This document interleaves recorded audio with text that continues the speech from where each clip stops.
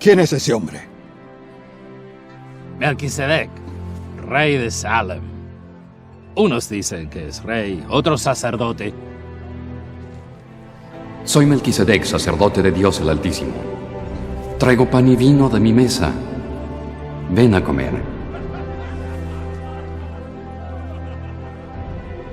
Bendito sea Abraham del Dios Altísimo, creador del cielo y de la tierra.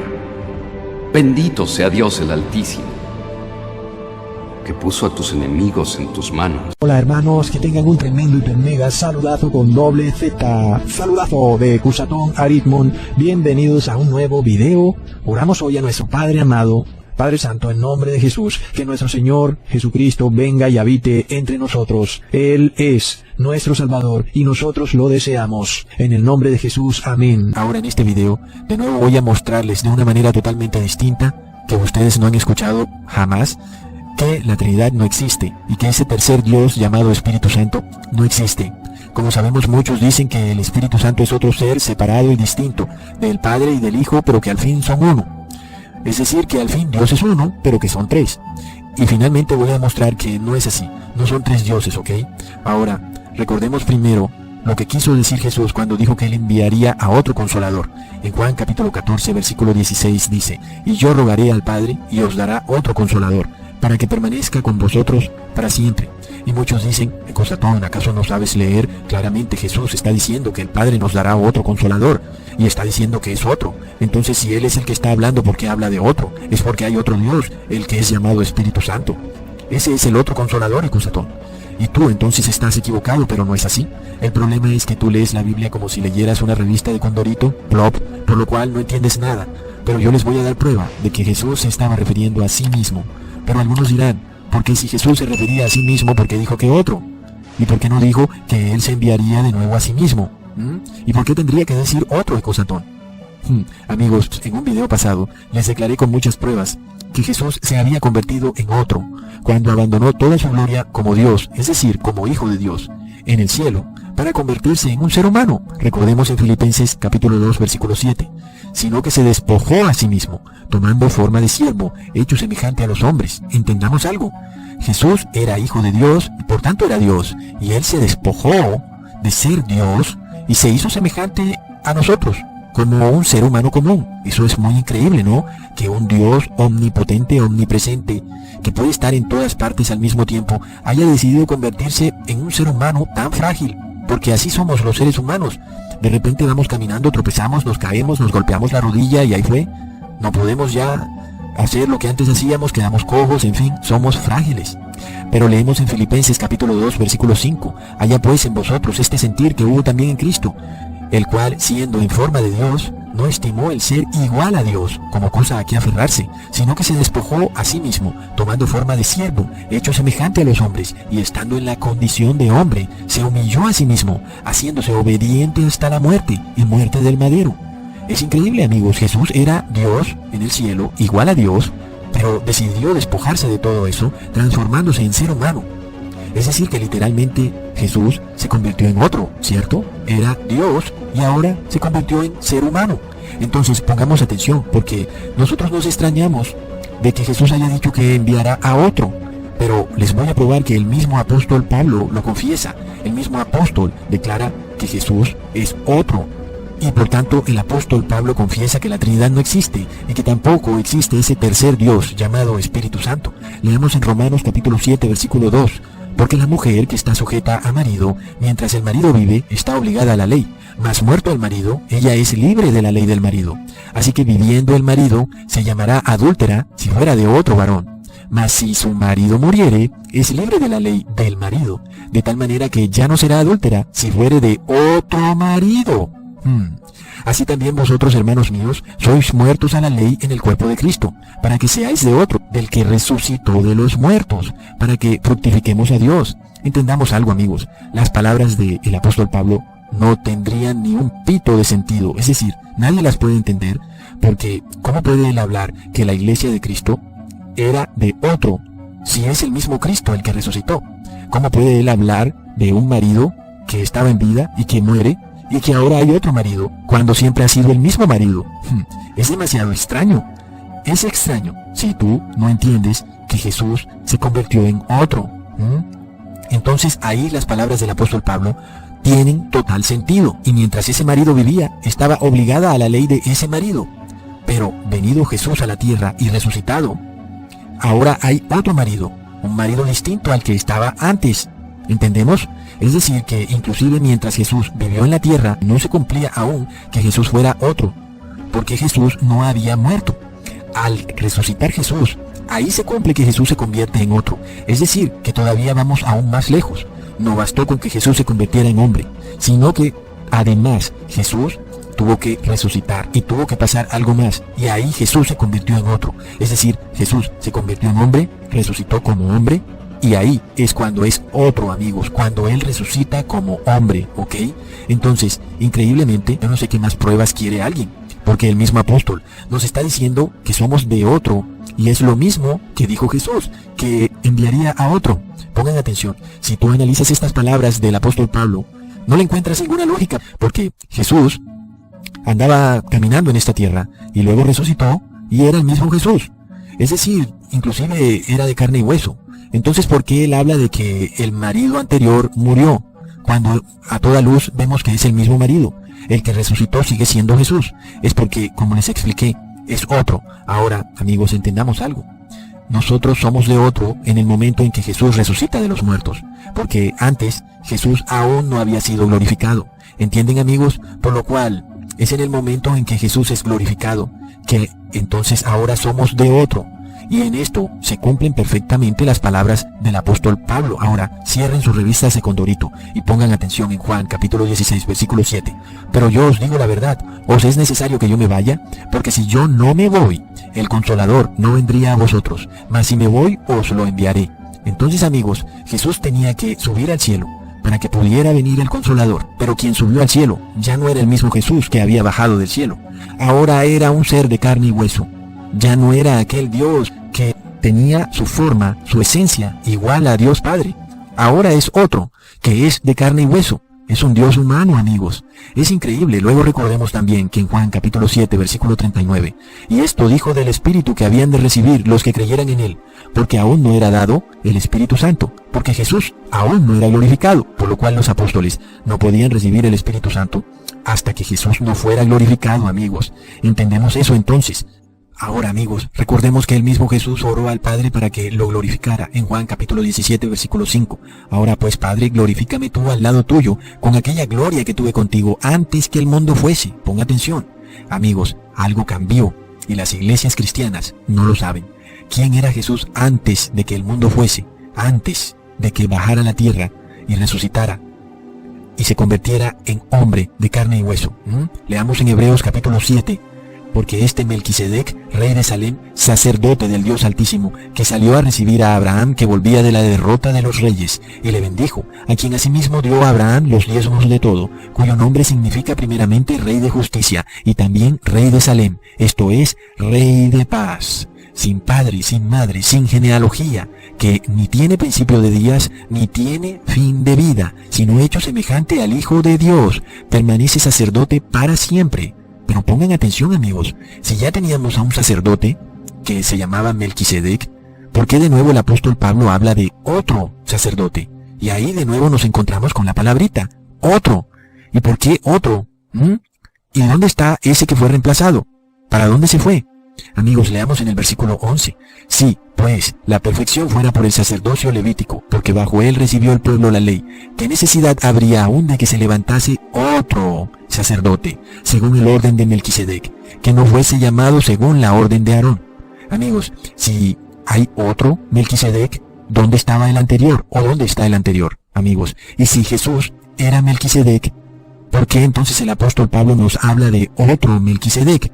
Si al fin y al cabo Jesús era Melquisedec. Recordemos, amigos, que el primer Melquisedec no tenía genealogía, ni padre ni madre, era eterno. Es decir, obviamente era Jesús, por lo cual si decimos, no, Ecusatón, ese Melquisedec que no tenía ni padre ni madre, no era Jesús, ese no era Jesús, Ecusatón. Entonces, ahora tenemos a dos Melquisedec, a dos sacerdotes altísimos. ¿Y dónde está ese otro? Obviamente, eso no tiene ningún sentido, amigos. Más y cuando el mismo apóstol declara y confiesa que de hecho Melquisedec es el mismo Hijo de Dios, por lo que no hay duda de que Melquisedec era Jesús. Entonces, ¿por qué el apóstol Pablo diría que se levantaría otro sacerdote según la orden de Melquisedec y no diría de una vez por todas que se levanta el mismo sacerdote Melquisedec? Leamos en Hebreos capítulo 5. Y aunque era hijo, por lo que padeció aprendió la obediencia, y habiendo sido perfeccionado, vino a ser autor de eterna salvación para todos los que le obedecen, y fue declarado por Dios sumo sacerdote según el orden de Melquisedec. Entonces, ¿qué fue lo que cambió? Porque el mismo Jesús de repente se convirtió en otro. Era Melquisedec, pues él estuvo con Abraham, y después en la tierra declaró: antes que Abraham yo era. Y él conoció a Abraham, declarando que él era Melquisedec, pero ahora se levanta otro sacerdote según la orden de Melquisedec, y vemos que también es Jesús. Entonces vemos que algo cambió con Jesús, amigos. Es clarísimo, leamos en Hebreos capítulo 6. Para que por dos cosas inmutables, en las cuales es imposible que Dios mienta, tengamos un fortísimo consuelo los que hemos acudido para asirnos de la esperanza puesta delante de nosotros, la cual tenemos como segura y firme ancla del alma, y que penetra hasta dentro del velo, donde Jesús entró por nosotros como precursor, hecho sumo sacerdote para siempre, según el orden de Melquisedec. Amigos, ocurrió algo que jamás nadie se hubiera podido esperar, que un Dios, el Hijo de Dios, se convirtió en ser humano. No solo eso, vino a la tierra y obedeció todos los mandamientos de Dios, a pesar de que fue probado en todo. Igual, fue condenado a muerte y luego resucitó como otro, porque ya no era el mismo. Ahora era un Dios de carne y hueso, un Dios humano, pero que además había sido glorificado. Amigos, en el momento en que Él de nuevo entra al templo celestial y se sienta a la diestra de Dios Padre como Hijo de Dios, pero ya como ser humano. Ahí cambió algo, ahí Jesús se convirtió en otro, amigos. Ahora, los seres humanos sabemos que tenemos a un solo sumo sacerdote mediando ante el Dios Altísimo. Ese es Jesucristo hombre. Recuerden que el que se atreviera a entrar en la segunda parte del templo judío, le caía fuego del cielo y era devorado por el fuego, y nadie podía entrar ahí salvo el sumo sacerdote. Este sumo sacerdote que existía mientras el templo judío estuvo en pie, este sumo sacerdote entraba una vez al año para expiar los pecados de toda la nación de Israel, y solamente él podía entrar al lugar santísimo. ¿Ok? Pero ahora algo ocurrió, algo que nunca antes había ocurrido y que nadie se lo hubiera esperado jamás. Por supuesto, el que no leyera la Biblia, que de repente Jesús ahora puede entrar al lugar santísimo como ser humano y puede estar ahí todos los días de todos los meses de todos los años, mediando por nuestros pecados. Y si Él puede entrar y Él media por nuestros pecados, quiere decir que ahora nosotros también podemos entrar al lugar santísimo. Cada vez que oremos al Padre en nombre de Jesús, estamos en el lugar santísimo con Jesús y tenemos al Padre cara a cara, frente a frente, aunque nosotros aquí en la tierra no lo podamos entender, ni ver, ni discernir. Sepamos que nuestra oración está en el lugar santísimo y es como si nosotros estuviéramos en el lugar santísimo. La oración está siendo presentada por Jesús ante el Dios Todopoderoso, ese Dios altísimo, omnipotente, omnisciente, que es fuego consumidor. Ahora nos permite estar frente a frente con Él gracias a la sangre mediadora de ese nuevo Jesús, que es ahora un ser humano de carne y hueso, ese otro Melquisedec, ese otro consolador, amigos. Entonces leamos Hebreos capítulo 10, versículo 19. Así que, hermanos, teniendo libertad para entrar en el lugar santísimo por la sangre de Jesucristo, por el camino nuevo y vivo que Él nos abrió a través del velo, esto es, de su carne, y teniendo un gran sacerdote sobre la casa de Dios. Amigos, es por esto que Jesucristo habló de otro consolador, porque este es otro Melquisedec, que es el mismo Jesucristo, pero ahora aprobado en obediencia, resucitado como hombre, y que entró ahora al lugar santísimo. Y nos da también a nosotros la entrada en el lugar santísimo para estar frente a frente con el Dios poderoso, con el fuego consumidor. Y este otro Melquisedec, que se levantó de los muertos, estableció un nuevo pacto para todos aquellos que entren al lugar santísimo en humillación y arrepentimiento, amigos. Por esto, amigos, entendemos que el Espíritu Santo es el mismo Espíritu de Jesús, que es el mismo Espíritu del Dios Altísimo, pues ambos están en perfecta comunión. Por lo cual, amigos, entendamos algo. Antes de que Jesucristo resucitara, lo que teníamos en la tierra era sacrificios de becerros en el templo judío. lo cual no podía quitar los pecados de nadie. Una vez al año un sacerdote humano entraba al lugar santísimo, pero nadie más podía entrar al lugar santísimo. Entonces finalmente nuestros pecados no eran expiados como debían serlo, pero de repente Jesús, resucitado, glorificado por el Padre, como un nuevo sacerdote según la orden de Melquisedec, ahora entró al lugar santísimo. Recordemos que mientras existiera el templo judío, Jesús no podía entrar en el lugar santísimo para mediar por nuestros pecados. Leamos en Hebreos capítulo 10, versículo 8, diciendo primero: sacrificio y ofrenda y holocaustos y expiaciones por el pecado no quisiste ni te agradaron, las cuales cosas se ofrecen según la ley. Y diciendo luego: he aquí que vengo, oh Dios, para hacer tu voluntad, quita lo primero para establecer lo último. Entonces entendemos que quitar lo primero es quitar toda esta ley de ceremonial, de sacrificios, todo lo que tiene que ver con el templo judío, absolutamente todo, para darle inicio a lo último, para establecer lo último, que es Jesús en su templo celestial, Jesús mediando por nosotros en el lugar santísimo, ese nuevo Melquisedec, ese otro consolador. Leamos en Hebreos capítulo 9, versículo 8, dando al Espíritu Santo a entender con esto que aún no se había manifestado el lugar santísimo, entre tanto que la primera parte del tabernáculo estuviese en pie.